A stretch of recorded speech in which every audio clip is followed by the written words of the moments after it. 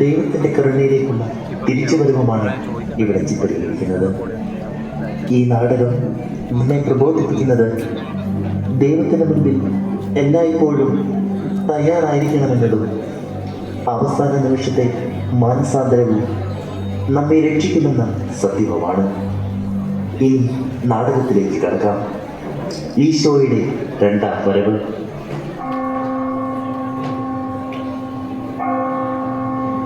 കുർബാനയ്ക്ക് ശേഷം ആളുകൾ ഇറങ്ങി വരുന്നു. അച്ഛൻ ഇന്ന് പ്രസംഗത്തിൽ പറയണില്ലേ ലോകം അവസാനാകാറായിരുന്നു? നിനക്കെന്താ തോന്നുന്നേ? ഈ യുദ്ധവും പകർച്ചവ്യാധിയും എല്ലാം ഓരോന്നിന്റെ സൂചനകളാണെന്നല്ലേ അച്ഛൻ പറഞ്ഞത്. ഇത് നീ എന്തിനാ വിശ്വസിക്കാൻ പോയി? അച്ഛനത് വെറുതെ പറഞ്ഞതായിരിക്കും. ലോകം അവസാനിക്കാൻ പോകുന്നില്ലേ? നമ്മൾ ഇതിനെ വെറുതെ അതിനെക്കുറിച്ച് ടെൻഷൻ അടിക്കുന്നത്. ഇന്ന ചേട്ടാ പൈസ പാവം ചേട്ടനെ വിശന്നിട്ടായിരിക്കും. എടി നീ എന്തിനാ ഇതിനൊക്കെ പൈസ കൊടുക്കാൻ പോകുന്നത്? വെറുതെ കയ്യിൽ കാശിടാനായിട്ട്. കണ്ടാലറിയാം നിനക്ക് ഫ്രോഡാണ്. മോളെ, അവൻ കുടിക്കാൻ വേണ്ടിയാണ് തെണ്ടുന്നത്. സാരില്ല ചേട്ടാ, ആ ചേട്ടനെ വിശന്നിട്ടായിരിക്കും. ആ ചേട്ടൻ പൈസ എടുത്തോട്ടെ. എന്നാ മോളെ നിന്റെ കാശ് പോയി. ഭിക്ഷക്കാരൻ ബാറിലേക്ക് പോകുന്നു. Señores, les voy a decir quién soy. Yo soy Pablo Emilio Escobar Gaviria.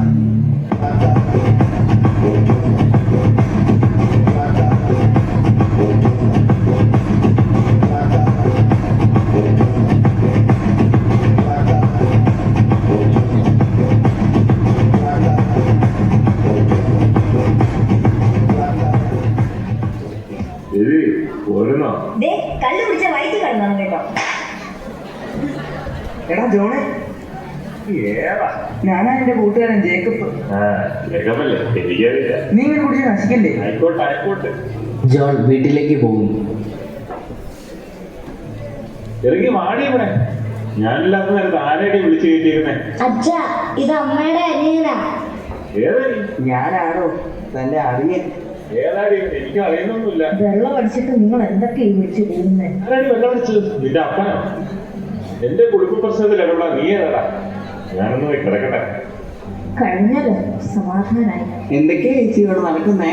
നീ ഇത് കാര്യമാക്കണ്ട, ഇതിവിടെ സ്ഥിരമാണ്. എനിക്കറിയാവുന്ന ഒരു അച്ഛനുണ്ട്, ഫാദർ ഡാനിയൽ. നാളെ അച്ഛനെ പോയെന്ന് കാണും. ശരി, നീ പോയി കിടക്കും. അവൾ അച്ഛനെ പോയി കാണുന്നു. ഉച്ചവിശ്വം ശരി സ്തുതിയായിരിക്കട്ടെ. അവൾ അച്ഛനോട് കാര്യങ്ങളെല്ലാം വിശദീകരിക്കുന്നു. ഞാൻ വരാം.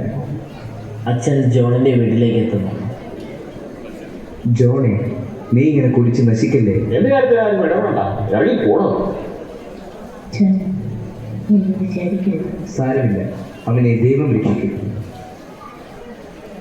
പാർക്കിൽ കുട്ടികൾ കളിക്കുന്നു. ഇതെന്റെ ഞാൻ വരത്തില്ല. ഇതിന് വിടടാ ഞാൻ വരില്ല.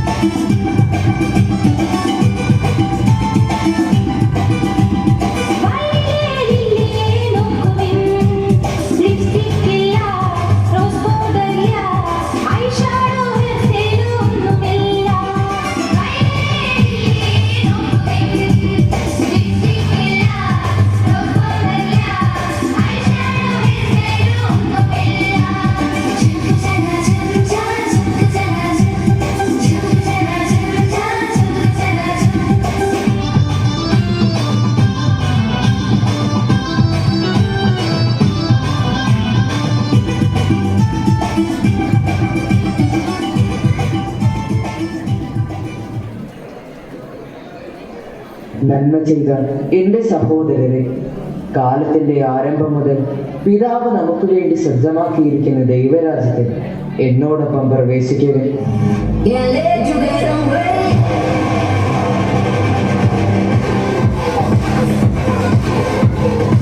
നീ എന്തൊക്കെയാണ് ഈ പറയുന്നത്? നിന്റെ കൂട്ടത്തിലുള്ളവരിൽ പലരും എന്റെ പാതയിൽ സഞ്ചരിച്ചവരാണ്. ഇവിടെ വാ. നീ എന്ത് അധികാരത്തിലാണ് അവനെ കൊണ്ടുപോകുന്നത്? ഇവൻ തിന്മയുടെ മകനാണ്. ഇവനെ ഞാൻ എന്റെ നരകത്തിലേക്ക് കൊണ്ടുപോകുന്നു. നീ ഒരു കാര്യം അറിഞ്ഞില്ല, അവൻ മാനസാന്തരപ്പെട്ടു. എപ്പോൾ?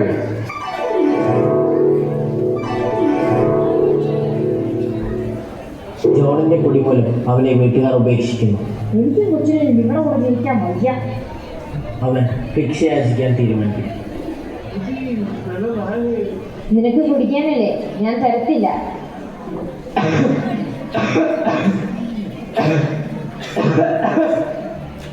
തന്റെ അവസ്ഥയിൽ അവന് കുറ്റബോധമുണ്ടാകും. അവൻ അച്ഛനെ കാണാൻ തീരുമാനിക്കും. എന്നോട് ക്ഷമിക്കണം അച്ഛാ, എല്ലാവരും അച്ഛാ, എനിക്കൊന്ന് കുമ്പസാരിക്കണം.